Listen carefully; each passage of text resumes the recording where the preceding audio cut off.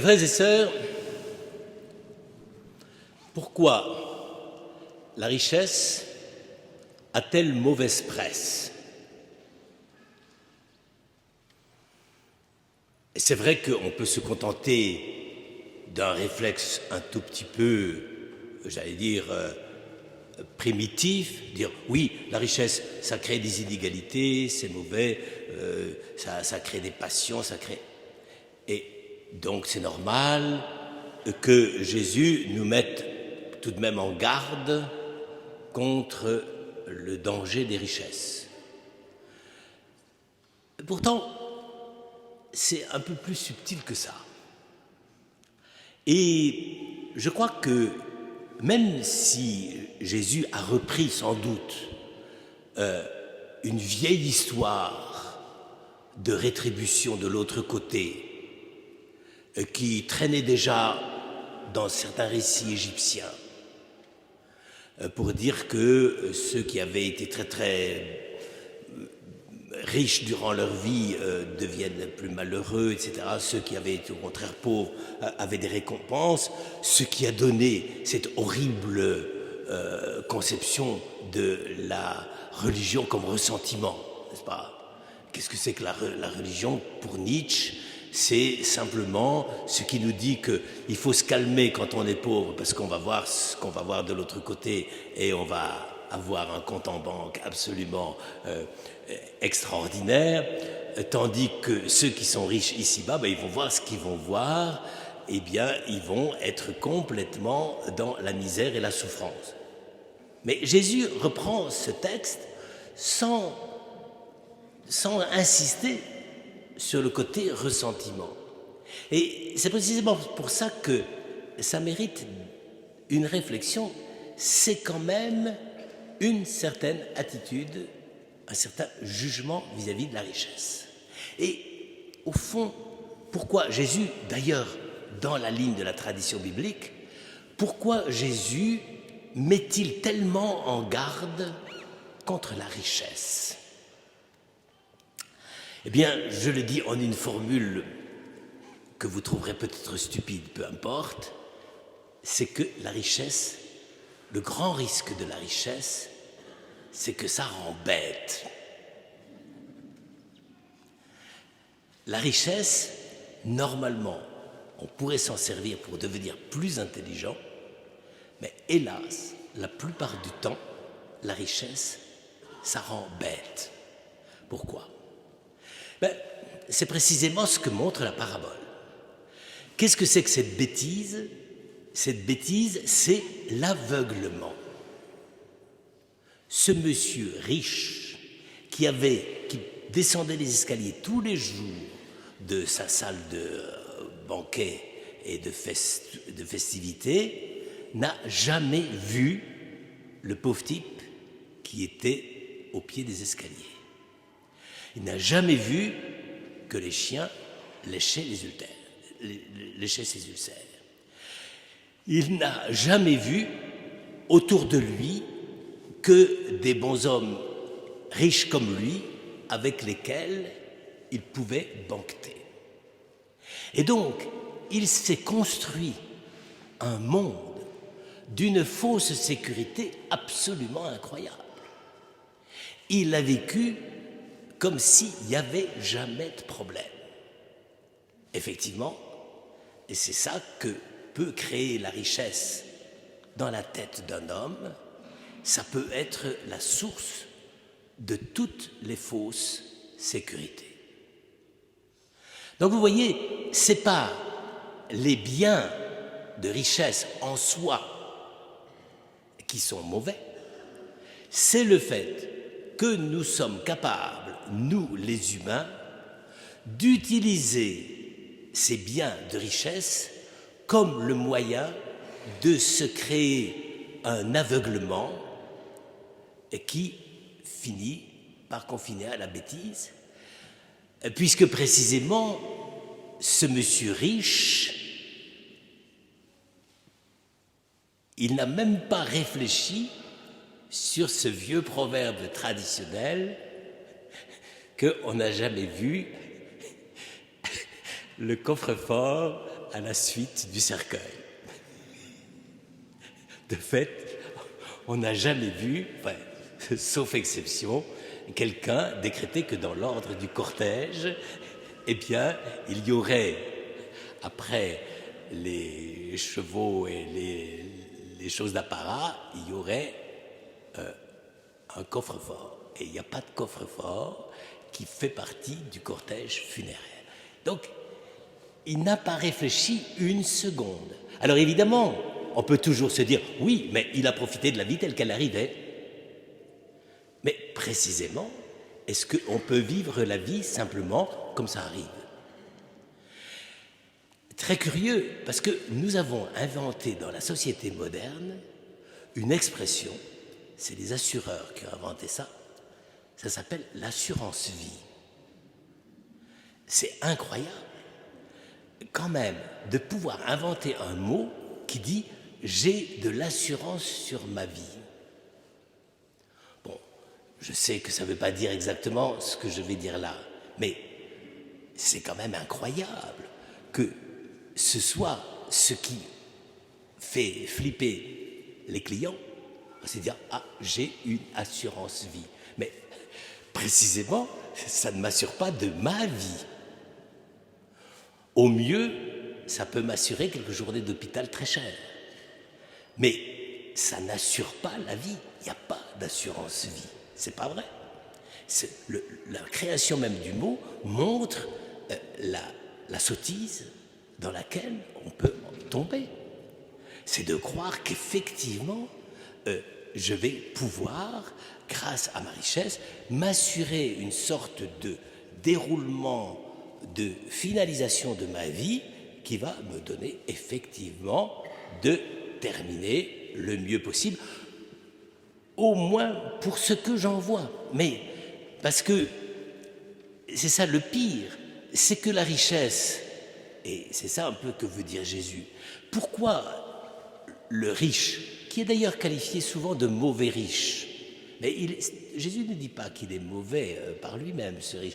Il dit il y avait un riche. Mais pourquoi? Parce qu'il est incapable de se poser la question, mais pourquoi je vis? Quel est mon avenir? Au fond, cette manière-là de voir la richesse, c'est de dire mon avenir, c'est ce que je peux m'assurer par ma propre richesse. Mais je ne veux pas voir plus loin. Alors c'est pour ça que, d'une certaine manière, on ne sait pas son nom.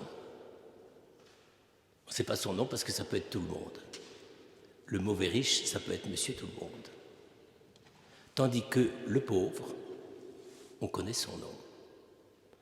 Et le pauvre, il a un nom qui est le contraire de l'assurance vie. Il s'appelle Lazare, c'est-à-dire Dieu me vient en aide. Vous allez me dire, c'est un peu facile, d'accord, mais dans la parabole, c'est assez bon. Le riche qui a tous les moyens de faire sa pub, en réalité, il reste anonyme, tandis que le pauvre qui est là à se laisser lécher les plaies de ses ulcères par les chiens, lui, on a retenu son nom, et son nom, c'est Dieu me vient en aide. Eh bien, frères et sœurs, c'est quand même bien ça le problème. C'est-à-dire qu'il y ait des richesses, que les hommes mettent en œuvre des richesses, à la fois des richesses, parce que ce n'est pas uniquement les richesses en euros ou en dollars, c'est les richesses que je possède par le fait que j'existe et que j'ai souvent des talents qui sont beaucoup plus intéressants que les dollars ou les euros. Mais là aussi, ça peut être des richesses que j'utilise uniquement pour moi, pour me valoriser, pour me dire que je m'assure pour le temps que je peux de mon avenir, sans me poser exactement quels sont les moyens et les points de référence fondamentaux pour que je parvienne à une réelle plénitude et à une certaine vérité de moi-même. C'est ça que Jésus reproche à l'homme riche. La plupart du temps, on dit l'homme riche est égoïste. C'est vrai, mais l'égoïsme n'est qu'une conséquence. C'est que l'homme n'a même pas imaginé une seconde qu'il pouvait y avoir une très grande joie à accueillir ce pauvre Lazare chez lui. Et que peut-être il aurait entendu des discours de sagesse que ses copains convives habituels n'étaient pas capables de tenir. Précisément, il n'a ouvert son avenir qu'en fonction de ce qui l'intéresse, sa richesse. Et donc, il n'a rien vu. C'est-à-dire, il a vécu comme les chevaux avec des œillères. C'est là sa richesse. Alors c'est des œillères dorées, le mors aux dents est aussi doré, mais ça ne fait pas faire vraiment des exploits extraordinaires. Et si la richesse rendait vraiment, vraiment intelligent, ça se saurait. Donc, non seulement, alors là, c'est là où, Jésus sert le récit et ses conséquences par une conclusion qui vient sans doute de lui, mais qui n'était pas dans le vieux récit qui devait courir sur toutes les lèvres à cette époque, le vieux récit du ressentiment. Oui, mais quand je serai mort, je serai bien là-haut, et lui qui est riche à côté, il sera mal. C'est que, ce pauvre riche est tellement sot que quand il voit sa misère, qu'est-ce qu'il a comme réflexe? C'est de dire, est-ce que je ne pourrais pas demander à Abraham de sous-traiter ma demande auprès de Lazare pour l'employer et l'envoyer chez mes frères? Même du fond de sa détresse, quand il est de l'autre côté, il ne pense qu'à une chose, c'est à tirer un certain profit de Lazare, en se disant, puisque lui a mieux compris, que maintenant il aille. Mais je donnerai ce que je peux, je ne sais pas d'ailleurs s'il peut donner quelque chose, mais c'est encore dans le sens d'une sorte d'exploitation, parce qu'il a cette mentalité que si on demande un service, il faut payer. Dans la réflexion de l'homme riche, il n'y a, et c'est ça qui est dramatique, il n'y a aucun sens de la gratuité de la relation humaine. Il demande à Abraham pour qu'Abraham fasse ce qu'il lui demande, et il demande à Abraham de demander au pauvre Lazare pour qu'il lui demande, parce qu'il pense que du point de vue de la répercussion, ça sera meilleur, parce que sans doute que les 5 frères ont vu Lazare au pied du mur pendant toute leur vie. Autrement dit, vous voyez, c'est là où, la notion de richesse, moi je crois, c'est quand même une notion spirituelle. La richesse, c'est pas le fait d'avoir beaucoup. Ça peut arriver. De toute façon, depuis que le monde est monde, il y en a qui gagnent plus que d'autres. Ça, on peut essayer d'améliorer le standing et le niveler. On peut tout essayer pour ça. Il y a toujours des gens qui se débrouillent pour en avoir beaucoup plus que d'autres. Et actuellement, on dirait que c'est encore pire qu'avant. Bon, ça, on n'en sait rien. Mais précisément, c'est ça que Jésus veut dire. Mon problème, c'est pas votre richesse au sens primitif du terme. C'est pas ce que vous avez dans le compte en banque. C'est le fait que ce que vous avez dans le compte en banque peut absolument vous boucher les yeux et vous empêcher de voir votre destinée humaine, votre avenir, et de le voir avec cette intelligence, ce regard, cette transparence de la vérité. Frères et sœurs, c'est un conseil terrible que nous donne cette parabole. Dimanche dernier, on avait l'intendant malhonnête. Et finalement, cet intendant malhonnête, pourquoi Jésus le louait? puisqu'il avait acheté les copains pour essayer de pour essayer de trouver des points d'embauche quand il serait congédié et licencié. Eh bien, quand il était dans cette situation-là, cet homme pensait à l'avenir. Tandis qu'ici, dans la parabole de Lazare, qui lui correspond d'une certaine façon, cet homme n'a jamais pensé à son avenir. Et quand il est là-bas, dans les enfers, selon la vieille terminologie, eh bien, effectivement, il n'a plus aucun moyen de se repérer pour se dire « mais qu'est-ce que je peux faire ?» C'est à peine s'il voit la détresse dans laquelle il est. Il sent de façon immédiate qu'il est dans le malheur, que ça ne marche pas, que ça ne va pas. Et il se dit « bon ben, de toute façon, pour moi, c'est fichu. Si au moins on pouvait faire quelque chose pour mes frères, mais précisément à travers un subterfuge qui est d'utiliser les autres, Abraham, Lazare, pour leur dire, écoutez, ne faites pas les bêtises que j'ai faites. Frères et sœurs, cette parabole est terrible. Elle a beaucoup d'importance encore pour nous aujourd'hui parce qu'elle nous remet vraiment dans le sens même de ce que nous devons être face à notre propre vie. Si notre vie consiste simplement à accumuler les moyens de sécurité pour ne pas avoir d'ennui, uniquement à la mesure de ce que nous pouvons atteindre, uniquement immédiatement, sans intelligence, sans réflexion, dans les mouvements de réflexe les plus primitifs, nous risquons à tout moment de perdre exactement ce que Dieu voulait épanouir en nous.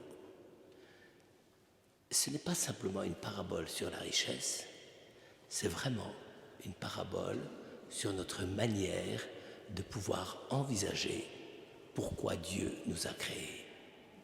Ou bien il nous a créés pour que, d'instant en instant, nous essayions de nous rassurer sur nous-mêmes, la belle affaire, ou bien véritablement, il nous a créés pour que nous puissions laisser rayonner cette puissance de gratuité et de vérité à travers notre propre vie et dans notre relation avec les frères et dans notre relation avec Dieu. Et là, peut-être, les richesses prennent un sens nouveau et qui est fondamental pour chacun d'entre nous.